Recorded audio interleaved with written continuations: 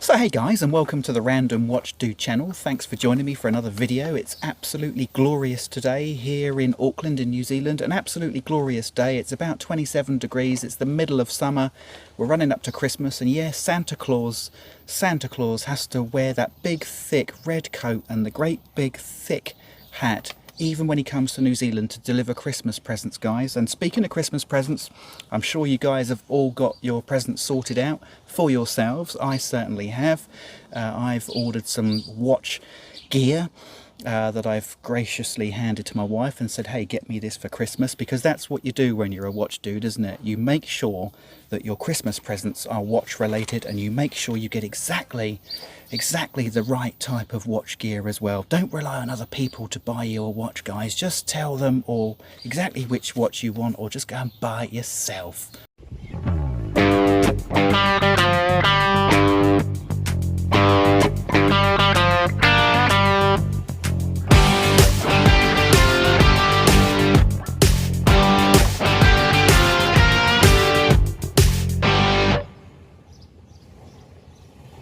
So, I've been discussing lately how my watch collection has exploded. Being a watch dude that in the past, over the years, I've struggled with more than about 6 or 8 watches. I've started to get a bit of watch anxiety once I get past about 10 watches. Well, I've had a bit of an explosion in recent weeks. My watch collection, guys, has now bloated out to well over 20. And in recent weeks I've bought watches that I haven't necessarily bought in the past. I'm talking about brands here. I recently bought a Squale, and I bought a Squale Diver. I will show you that watch in another video. I bought it a few weeks ago. I've really been enjoying the Squale Diver. Fantastic quality. So I will make a video about the Squale Diver so that you can see that. I also bought a very, very special limited edition Seiko Turtle, which wasn't available in New Zealand. It took me a little while to find one, actually. It wasn't available in New Zealand, and actually, crazily, I paid over retail for it. Can you believe it? I paid over retail for a Seiko Turtle limited edition that I couldn't find in New Zealand. It wasn't even released in New Zealand. It was only actually released in 3 or 4 countries. Anyway, it's a great watch. It's such a cool watch. I'm so glad I bought it. I don't mind having paid over retail for it because it was absolutely worth it. Absolutely worth it, guys. So I've also been buying quite a few vintage watches. Now, those of you who have seen some of my videos in the past, you'll know that I'm dead keen on vintage watches. In particular, I like Seiko vintage watches. I've got a great affinity for Seiko, and I've got a great affinity for their vintage watches, particularly from the very late 60s right through the 70s. And there was a sweet spot in the early 70s where Seiko were making some absolutely banging watches, guys, absolutely banging. And so I wanted to show you in this video a couple of vintage watches that I've recently bought. One of them I have on my left wrist here. Look at that pop of yellow. How 70s is that? So this is a Seiko, a lot of you will recognize this. This is a Seiko 61396 affectionately known as the Pogue. This one is actually known as the Aussie Pogue, and I'll show you a close-up video of this watch in a moment. I've also recently bought, guys, look at that pop of orange. This is a 1968 Citizen Diver. I'm going to show you a close-up of this watch as well. These two watches, guys, these two watches are amazing. I absolutely love them. And it didn't really cost an awful lot of money, and I'll talk about that in the video as well. So what I want to do, guys, I want to talk about these two vintage watches, two great watches. This is a really good opportunity for me to make a vintage watch video. And what I wanted to do also during this video was I wanted to talk to you about the, I guess, if you were to compare a vintage watch with a modern watch, and particularly with the Pogue, this 6139, this has actually been reissued in the last year or so that you can actually buy a brand new Seiko version of it, or the Seiko interpretation of this watch. And I wanted to talk about the comparison between the two, and whether I think it's better to go with the reissue because of course you get all the tech, or whether it's actually really good fun and maybe better to go and find the original vintage version of a watch. That this watch is older than me, believe it or not. This watch is older than me by a few years, actually. talk about that in a minute. So without any further ado, guys, let's get into some close-ups of these two watches, and I want to show you them. They're great watches. I absolutely love them, and isn't it nice to get some watches and watch a watch video where the watches actually have some colour? Okay, so watch number one is the Seiko 6139 6002. It's frequently referred to as the Pogue, and for those of you who are remotely into Seikos, you'll know exactly the detailed history of this watch, which I won't go into because, well, there are hundreds of videos on the internet about the Pogue, but this is a particularly interesting one, notable for the fact that if you look in the rotating bezel insert here, you'll notice that on the normal standard 6139 Pogue, that rotating insert will be the same colour as the dial, or it will certainly be a creamy yellow colour, which actually on most of them now has turned to almost a white. It's kind of faded, got that California burnt look about it, but on this one you'll see that it was black. It's now faded to grey, of course. This denotes it as the Australian Pogue, or the Aussie Pogue as it's frequently called, so called because this particular model with the black insert apparently was released by Seiko only in Australia. So there you go, it's the Aussie Pogue, and here I am in New Zealand, so it's no surprise that I can actually get these fairly readily. Now this particular one is not any different, I suppose, to any other Aussie Pogue, other than the fact that, to the best of my knowledge, it's completely original, apart from the bracelet. The bracelet I thought was original, but it actually isn't, and I'll talk about that in a moment. But I thought the bracelet was original, but I believe that the watch certainly is. And the reason that's important is because this particular model, the Pogue, is absolutely flooded on the market on eBay with replacement parts, replacement bezel inserts, replacement bezels, replacement hands, replacement dials, you name it, you can get the replacement part for this watch. So a lot of the times when you see one of these watches for sale and you think, oh, that looks in great condition, quite often if you take a good look at it and you know what you're looking for and you know what you're looking at, you'll actually find that it's just a Franken watch, as they say. And to be fair, to be quite fair, that's fine.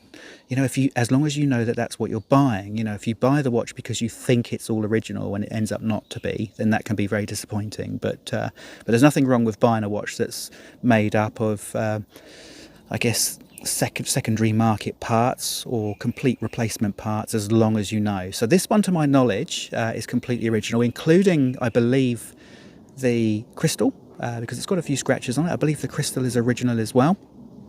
Now, I thought when I bought this watch that the bracelet was also original, but it turns out that it's not, and I'm going to explain why.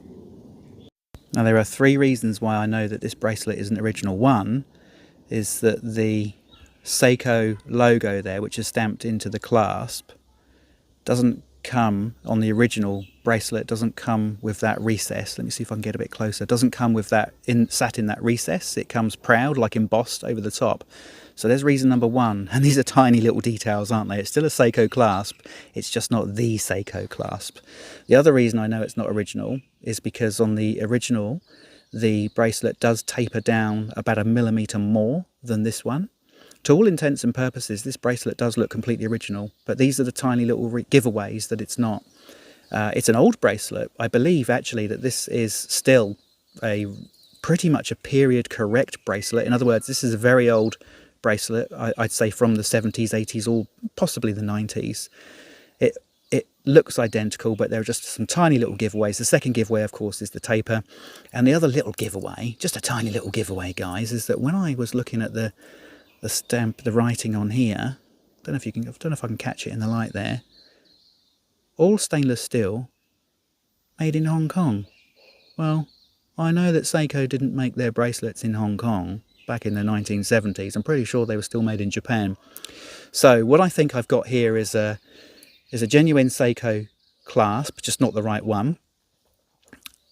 And I think that the bracelet is a reproduction bracelet, but a very, very old one. And it's quite possible. I mean, these bracelets weren't made to a fantastic amount of quality and strength. I believe this bracelet probably over the years, the original bracelet just got a little bit tatty and a little bit maybe bent and out of shape and a bit gnarly. So somebody, the previous owner, bought a new one at that time, and it's actually aged really nicely. I don't know if you can see it in this light, but it's picked up some lovely age related, some people might call it patina, I don't know if you call it patina on steel. It's just picked up some lovely swirlies. That's what we'll call them, lovely swirlies that actually match the rest of the case.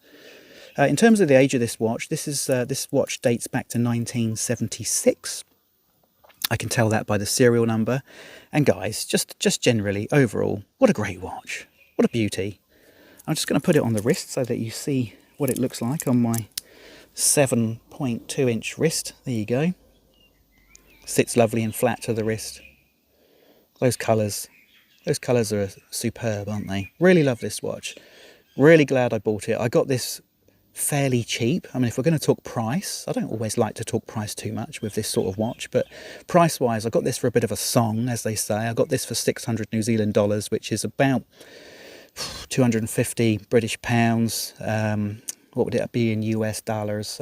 Probably somewhere in the region of 320 US, which is very cheap actually for this watch, which is running beautifully, by the way, on the time grapher.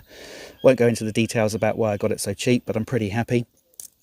Happy buyer, not so happy seller, but there you are. That's life. So anyway, let's compare this. Let's compare this beautiful Seiko to another vintage watch, which I actually picked up at, pretty much arrived on the same day. Now this one is a Citizen. Let me just take it off my wrist. I've got it on my other wrist. Look at that little pop of orange.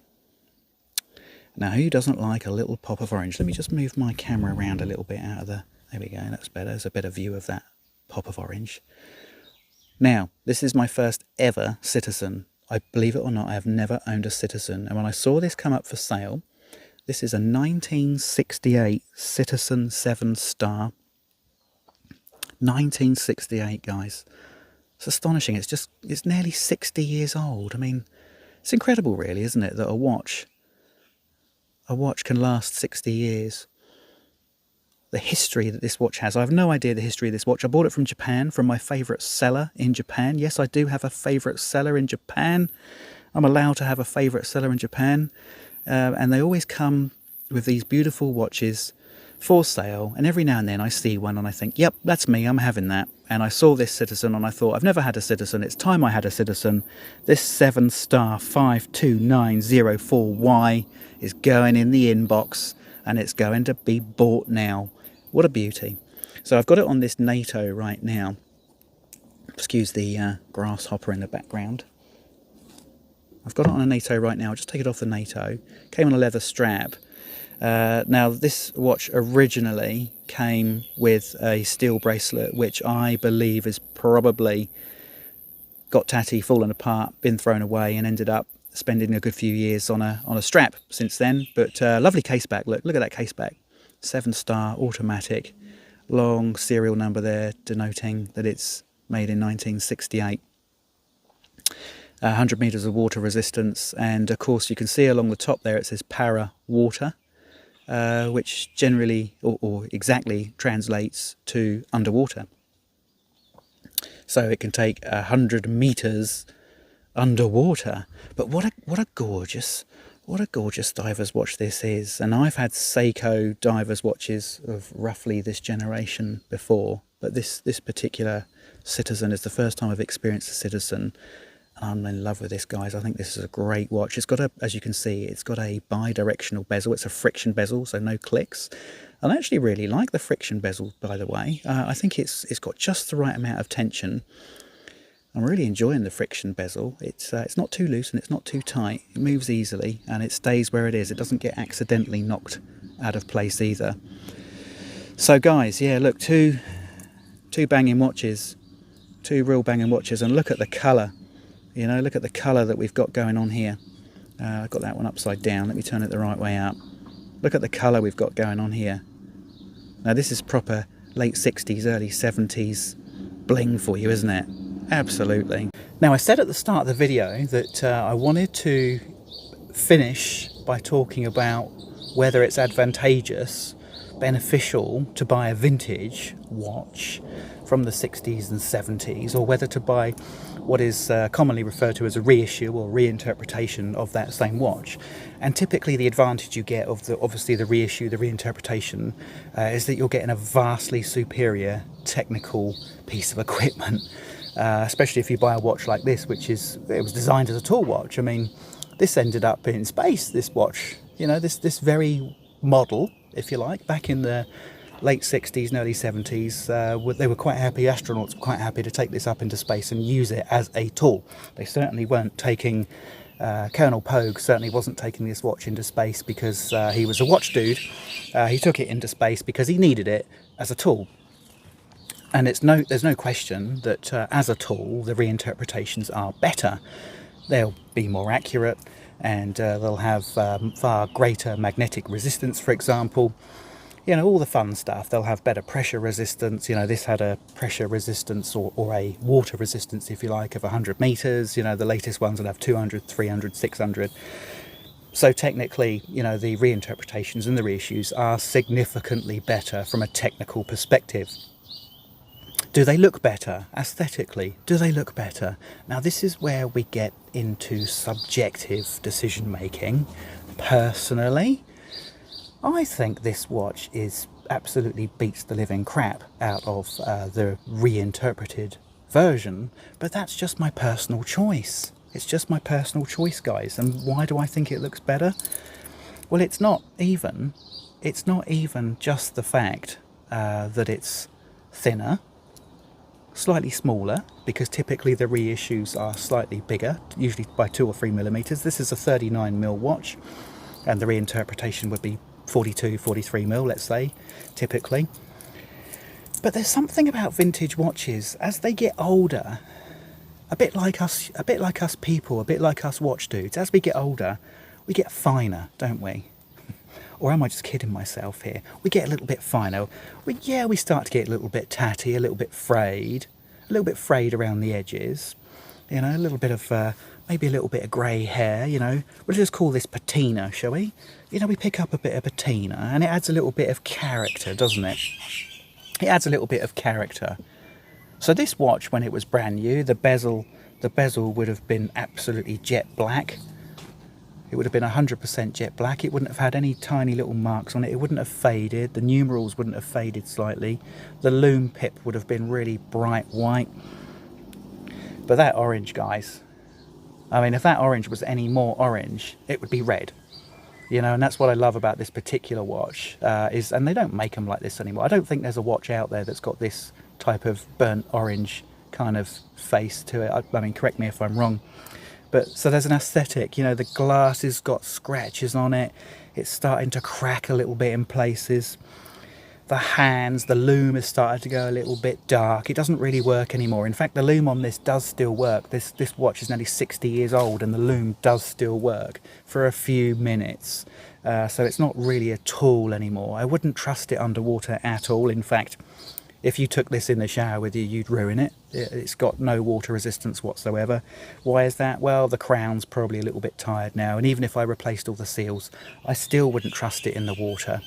And this is the thing with vintage watches, guys. They're kind of, yes, they've got a tool, they've still got the tool ability, but they become more of a piece of history.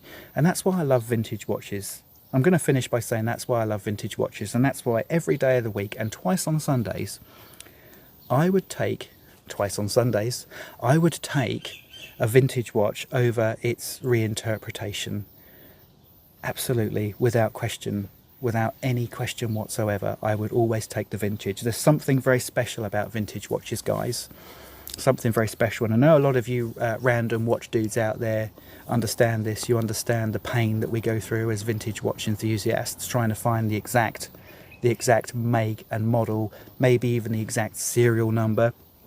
And on that note, guys, I have another Seiko vintage watch coming my way. I'm hoping it's going to arrive. I bought it from Germany.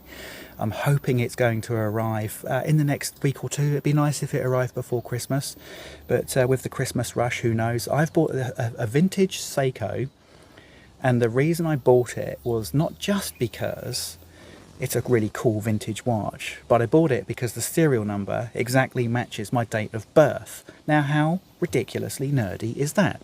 I've bought a watch because the serial number indicates that the watch was cased in exactly the same month and year that I popped out into this world. So these are the things you can do with vintage watches, right? This is the fun that you can have, particularly with Seikos, because the serial numbers are so easy to identify the exact month and the year that those watches were cased. So, in a nutshell, guys, look, I hope you enjoyed the video. A bit of a random waffle again. I'm really sorry about that. If you haven't been able to tell already, I really do like these vintage watches. I'm absolutely in love with both of these two that have turned up in the last couple of days. I'll probably make more videos on these as time goes by. Like I say, I've got more videos to come. I've got a crazy limited edition Seiko that I bought a few weeks ago that some of you guys, and again, it was a nostalgic purchase. It's a brand new watch, but it's a celebration of something quite nostalgic to me. A movie going back to the 1970s. Now, some of you who are into Seiko as well might know exactly what watch I'm talking about now, but I've bought that watch. I'll make a video on that soon. I've got a beautiful squally diver's watch that I want to show you as well. I've been enjoying that for a few weeks too, and more watches in the air, on the water, on their way to the watch dude whose watch collection is heading towards 30, after having said just a few weeks ago, up till a few weeks ago, that any more watches than 8 was going to drive me nuts and I couldn't deal with it, it was giving me anxiety. And here I am now, the utter contrarian, now facing 30 watches and loving it, absolutely loving it, guys. I love the watch hobby, I absolutely love it.